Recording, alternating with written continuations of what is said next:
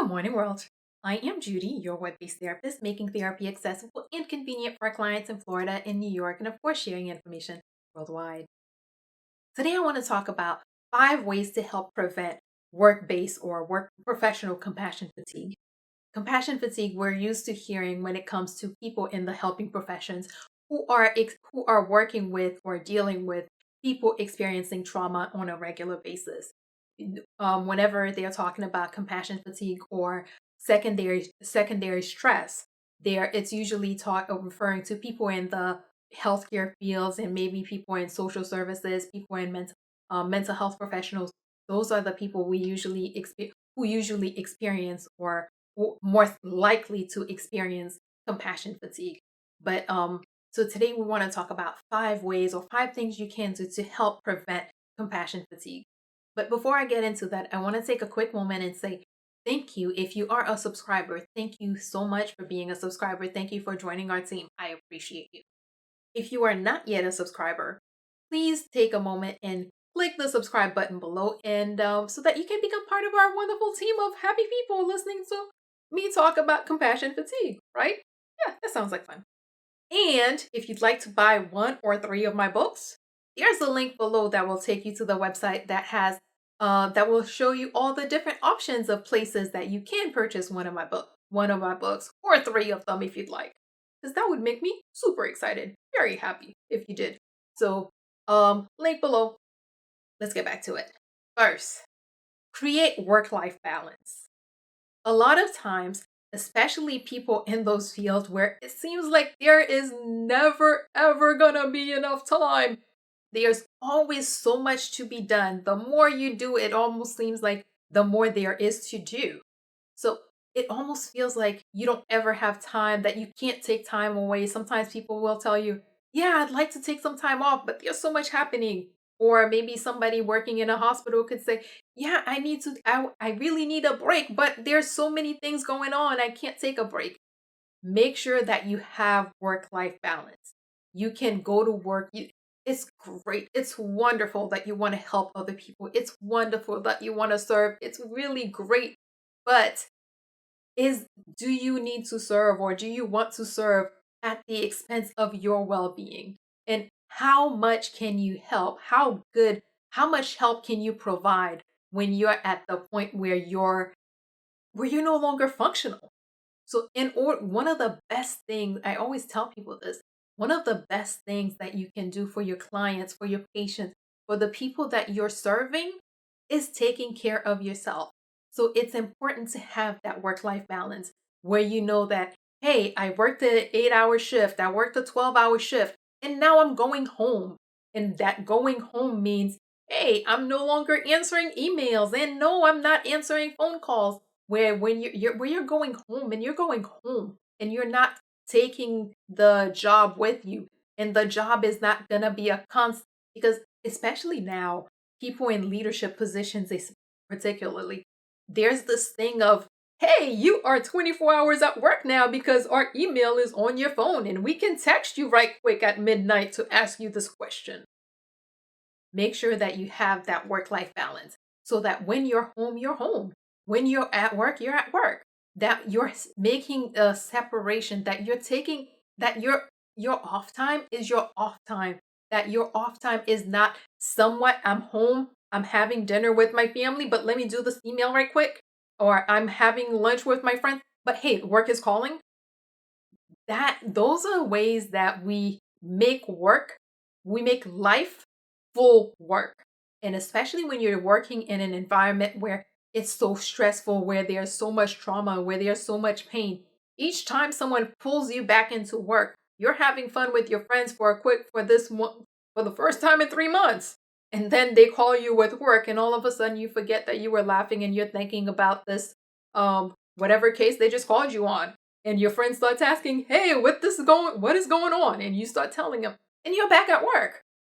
No, have work-life balance. Work is work, life is life. The two are separate. Which brings me to the next one. Set clear demarcations of work and off work. This means, and I like to have people do a come home routine.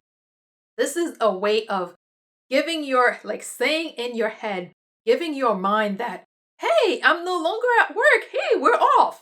And ooh, we're at work now. And whatever it is that you need to do that says, hey, I'm at work and hey, I'm at home.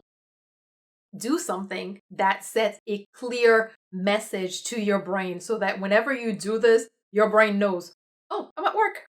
Oh, I'm at home. So set a routine, whatever it is. If it's when you change, when you take off your what do you call it? When you take off your badge, when you pull into the garage, that you do something special, that you train your brain to know that, hey, this means home. Hey, this means work.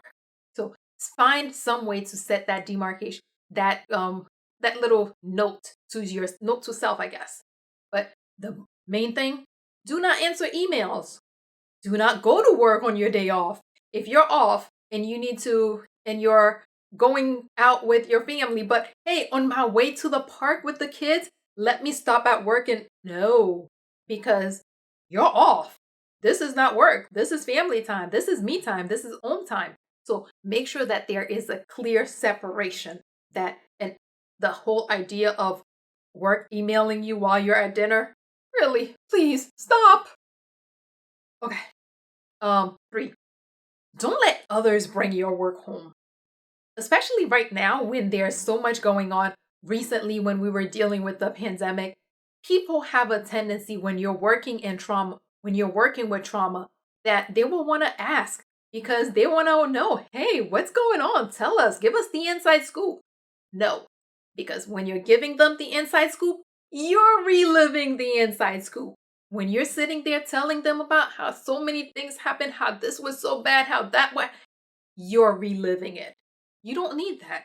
You lived it once. You do not need to relive it. So don't let people bring your work home with you. And and even I always talk to people about sharing things with your spouse. I even recommend that people don't do that, because sharing it is bringing it home and you're blurring that boundary. Don't let people, if people want to know what's going on, hey, watch the news. Go read a report. Health department has stuff going on. Um, I know that a couple times when I've responded to different major crises, people would ask me about it. Yes, it was rough.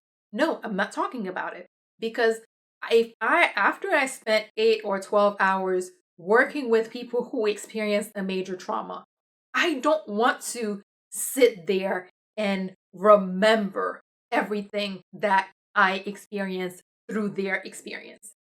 I'm ready to be gone. I'm ready to be done. I'm ready to be at the gym. I'm ready to be sweating it off. I don't want to relive it. And that's how it should be.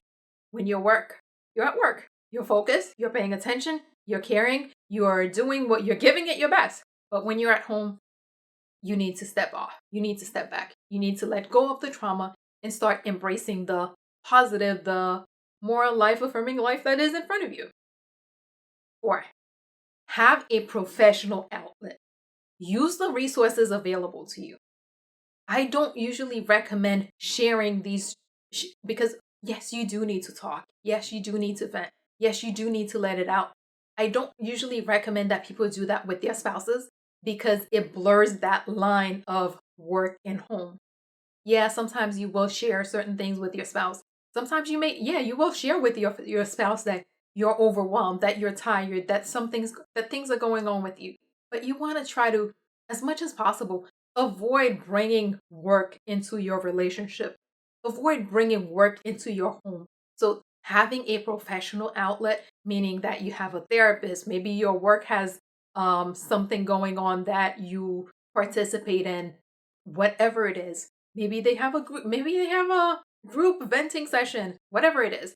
Make sure that you have a professional outlet so that you're not needing to bring your friends or maybe your spouse into that mode of being the outlet that you're using, because that starts to blur the line between home and work.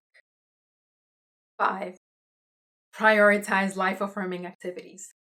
When you're taking in a whole lot of trauma, you absolutely need, it is a necessity You need it just like you need oxygen. You need to breathe air, and you need to drink water, and you need to eat food. You need to engage in life affirming activities because you need to create that balance. If 8 hours a day, maybe 12 hours a day, maybe five, 6, 7, 22 days a week, even, because sometimes it feels like people work this many days. If all day long you are taking in, you're seeing, you're experiencing other people's trauma, at some point it starts to change your view. It starts to create a different view of the world. If all you're seeing is trauma, wow, this world is trauma. But if you take the time to add the balance with life affirming activities, yes, this world has trauma, but this world also has great things. So it's not all that is in the world. Trauma is not all that you see. Trauma is not all that you know because you are taking time to engage in life affirming activities to balance the trauma that you're experiencing. You're taking time to participate in life affirming activities to remind you that the trauma that you see at work is not all there is to this world. So make sure that you're making life affirming activities a priority, almost as much of a priority as going to work. Because, hey, every time you go to work, you're taking in trauma. So every time you leave work, you need to be doing something to balance out some of this trauma that you've experienced, some of this trauma that you've taken in. So make sure that life affirming activities are a priority. So let's do a quick recap. 1, create work life balance. Make sure that you have your work time, your home time. 2, set a clear demarcation of work and home, meaning, hey, I'm not at work. I can't answer your emails. I'm not taking your call because I'm at dinner with my family. This is not work. So make sure that you're setting clear demarcation and things that can happen at work and things that happens at home. 3, don't let others bring your work home. When you're dealing with major events, people will want to know. People will ask questions. That's their problem. They can watch the news. They can read a news article, but you're not gonna relive trauma just because they want to be entertained. 4, have a professional outlet. Make sure that you're using resources available to you because sometimes if you're using your spouse, your friends as your outlet, it can blur the line between work and home. So it's best if you just use a professional. That way you still have that clear separation of work and home. And finally, prioritize life affirming activities because you absolutely must create that balance of saying, hey, great things in the world, despite the fact that I just lived through 8 hours of trauma. Yeah, as always, if you or someone you know happens to be going through something that's more than you can handle, please remember that there are professionals like myself who are available, able, and willing to help, and are even providing remote services to assist. So please figure out who those people are in your community so that if you need them, you can reach out and get the help that you need. And that is all we have for today. Good morning, world. Have an awesome day.